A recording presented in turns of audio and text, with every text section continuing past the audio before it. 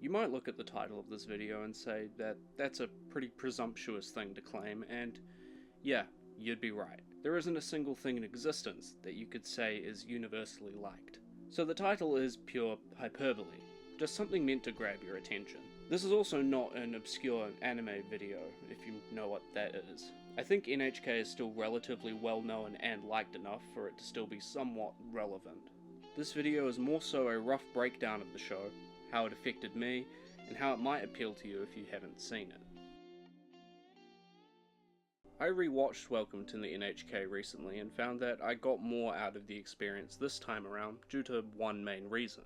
I'll touch on what that is later on. I first watched the show back in high school and really enjoyed it. I thought it was funny, well written, had great characters, and was sad as fuck. A show isn't automatically good just because it's sad, but a lot of my favourite shows and movies explore more humanistic themes and ideas, which means they usually tend to be horribly depressing watches. N.H.K isn't sad all the time, but there is an underlying melancholy sort of atmosphere throughout the show that I didn't pick up on when I first watched it. That brings me to why I connected with it more on my second watch as opposed to my first. And this is probably going to get a little personal.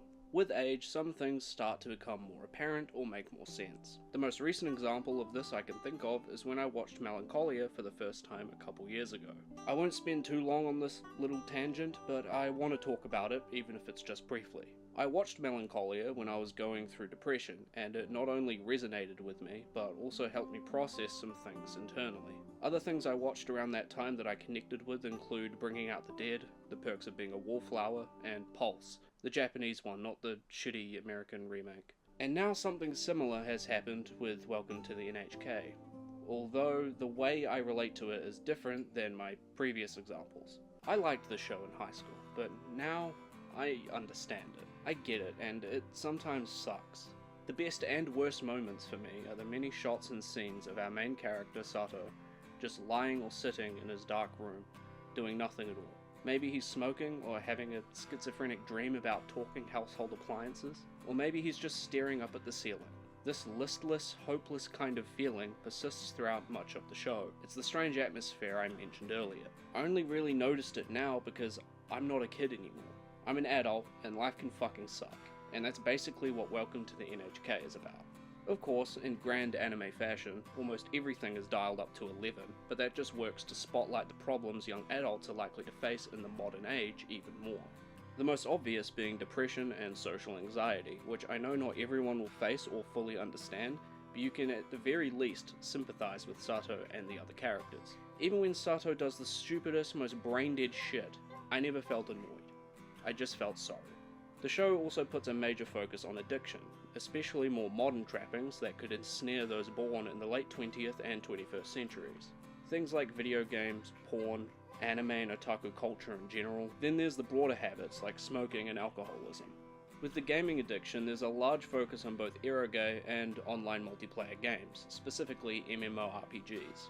Other themes explored are familial abuse, financial problems, suicide, problematic work environments, neglect, and of course, the main draw, hikikomori syndrome.